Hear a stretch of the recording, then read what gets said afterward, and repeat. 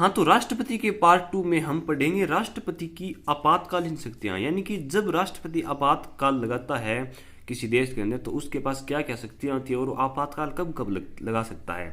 तो देखिए कि अनुच्छेद 352 के अनुसार राष्ट्रीय आपात लगाया जाता है और उसकी कंडीशन क्या होगी, उसकी 3 कंडीशन होगी, यानी कि युद्ध की संभावना, यानी कि जब किसी देश का किसी दूसरे देश के साथ युद्ध की संभावना हो तब राष्ट्रपति देश में आपातकाल लगा सकता है, या फिर बाह्य आक्रमण, यानी कि कोई दूसरा देश किसी देश के अंदर आक्रमण करता है तो उस स्थिति में भी राष्ट्रपति आपातकाल लगा सकता है, और जब आंतरिक अशांति यानी कि देश के अंदर दंगे फसाद शुरू हो जाएं उस टाइम भी राष्ट्रपति आपातकाल लगा सकता है।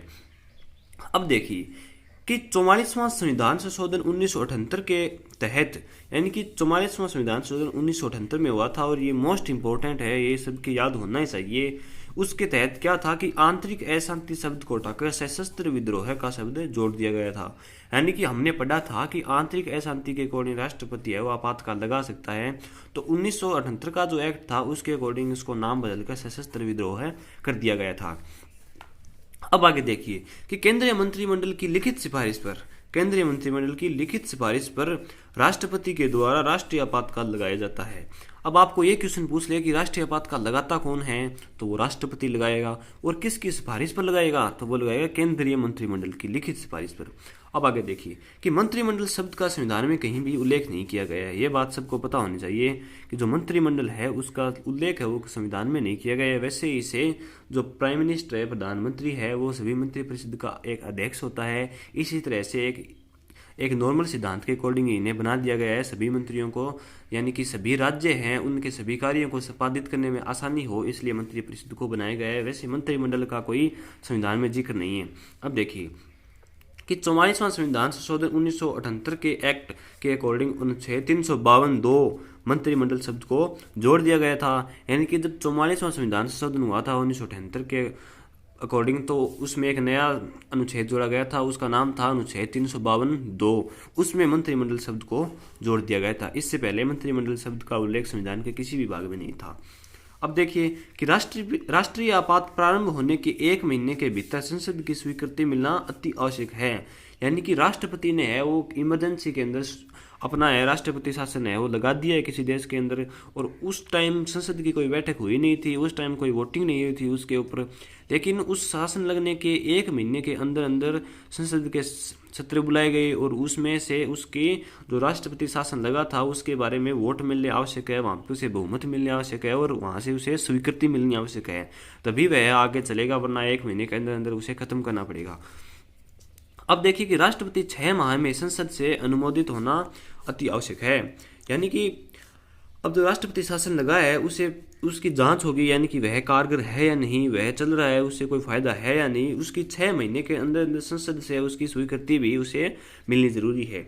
अब देखिए कि राष्ट्रीय आपात है वो अब तक 3 बार लग चुका है, यानी भारत में आज तक है राष्ट्रपति आपातकाल 3 बार लग चुका है। तो वो कब कब लगा है और कैसे लगाया है, देखिए कि पहले लगा था 26 अक्टूबर 1962 को, भारत और चीन युद्ध जब हुआ था 1962 में, उस टाइम पहला आपातकाल लगा था। उस टाइम जो भारत के प्रधानमंत्री थे वो कौन थे, तो वो थे पंडित जवाहरलाल नेहरू, और जो भारत के जो राष्ट्रपति थे जिन्होंने राष्ट्रीय आपात लगाया था वो थे डॉक्टर सर्वपल्ली राधाकृष्णन।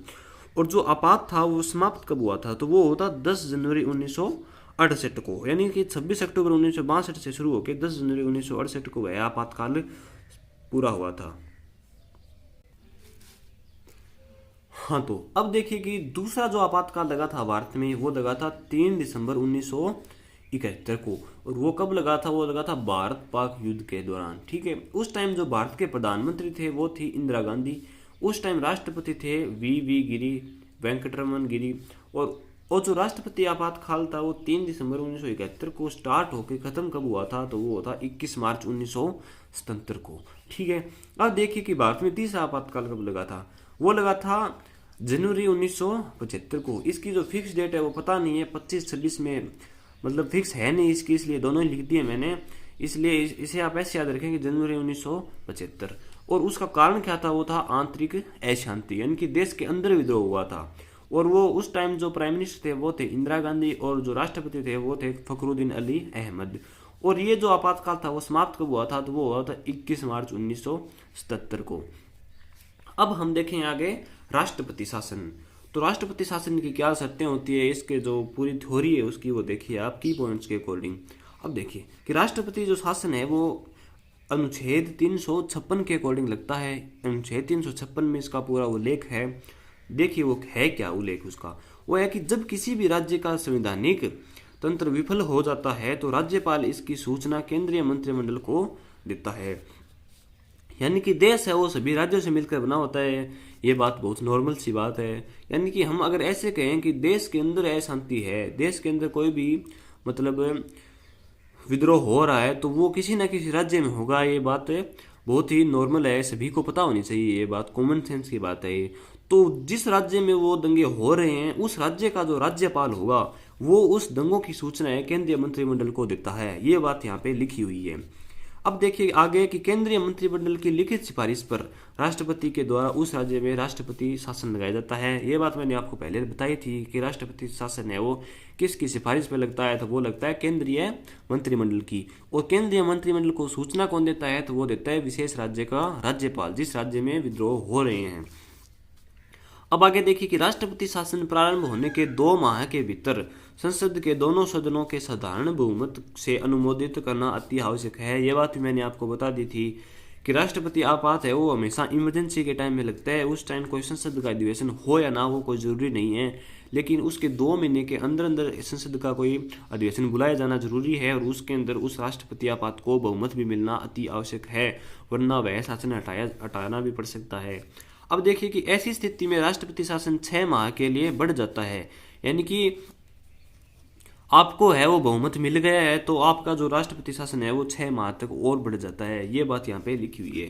अब देखिए आप कि राष्ट्रपति शासन की अधिकतम अवधि 3 वर्ष तक हो सकती है। यानी कि राष्ट्रपति जो शासन है वो अधिकतम 3 वर्ष तक ही चल सकता है, 3 वर्ष से ज़्यादा नहीं चल सकता। लेकिन हमने पहला राष्ट्रपति शासन देखा था जो कि 1962 से 1968 तक चला था, 2 भी विशेष परिस्थितियों में चला था। अब देखिए ये इंपॉर्टेंट बात है कि 67वां संविधान संशोधन 1990, ये बात आपको याद रखनी बहुत जरूरी है। 1990 के तहत पंजाब में राष्ट्रपति शासन की अवधि को बढ़ाकर 4 वर्ष तक कर दिया गया था। यानी कि सामान्य है वो 3 वर्ष तक लगता है, लेकिन पंजाब में है वो इसे 1990 एक्ट के अकॉर्डिंग यानी कि 67वें संविधान के अकॉर्डिंग, संविधान संशोधन के अकॉर्डिंग से 3 वर्ष से बढ़ाकर 4 वर्ष कर दिया गया था। हाँ, तो जो 68वां संविधान संशोधन 1991 में हुआ था ये आप याद रख लीजिए, और जो 67वां था वो मैंने आपको बताया था 1990 में हुआ था। तो 68वां संविधान संशोधन है 1991 के तहत पंजाब में राष्ट्रपति शासन की अवधि बढ़ाकर 5 वर्ष तक कर दी गई थी। यानी कि पहले वहाँ पे 4 वर्ष तक की गई थी और 68वें संविधान संशोधन के अकॉर्डिंग इसे बढ़ाकर 5 वर्ष तक कर दी गई थी। अब देखिए अनुच्छेद 355 क्या है, तो इसके अकॉर्डिंग राज्य की आंतरिक अशांति व बाह्य आक्रमणों से सुरक्षा करने की जिम्मेदारी केंद्र सरकार की है। यानी कि अगर किसी भी राज्य के अंदर कोई अशांति हो, यानी कि राज्य के नागरिक ही वहाँ पे दंगे फैलाएं या फिर किसी अन्य देश द्वारा वहाँ पर आक्रमण कर दिए जाएं, तो इसका जो जिम्मेदारी है वो केंद्र सरकार लेती है। हाँ, तो देश में पहली बार राष्ट्रपति शासन 20 जून 1991 पंजाब में लगा था। ये बात आपको याद रखनी जरूरी है, ये स्टैटिक्स जीके का एक क्वेश्चन है। अब देखिए कि राष्ट्रपति शासन यानी कि सर्वाधिक समय तक राष्ट्रपति शासन कब लगा था, तो वो लगा था जम्मू कश्मीर में 1989 से 1996। ठीक है। अब देखिए न्यूनतम समय तक राष्ट्रपति शासन कहाँ लगा था, वो लगा था कर्नाटक में 10/10/1990 से लेकर 17/10/1990 तक ये लगा था, पूरे 7 दिन तक ये लगा था। यानी कि सबसे कम समय का राष्ट्रपति शासन था ये, वो भी कर्नाटक में। अब देखिए यूपी और मणिपुर में राष्ट्रपति शासन 10-10 बार लग चुका है, ये बात भी बहुत इंपॉर्टेंट है, आपको स्टैटिक्स जीके का एक क्वेश्चन है। अब देखिए बिहार, नागालैंड, जम्मू कश्मीर में 8-8 बार लग चुका है, केरल और पंजाब में 9-9 बार लग चुका है, दिल्ली में 6 बार लग चुका है, राजस्थान में 4 बार लग चुका है और हरियाणा में राष्ट्रपति शासन 3 बार लग चुका है। और अब हम अगली वीडियो में देखेंगे कि राजस्थान में जो 4 बार लगा है शासन वो कौन कौन सा लगा था, कब लगा था और किस कारण लगा था।